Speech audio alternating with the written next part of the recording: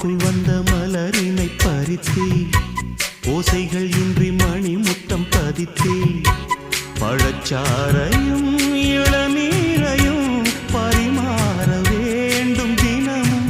அந்திப்பகல் வந்ததொரு இன்ப மயக்கம், அஞ்சு விரல் பட்ட இடம் மெல்லச் சிலிர்க்கும். எங்கெங்கே தொட்டாலும் அம்மம்மா உற்சாகம் அங்கங்கே உண்டாகும். வா கன்னத்தில் கன்னம் வைக்க ஒத்துக்கு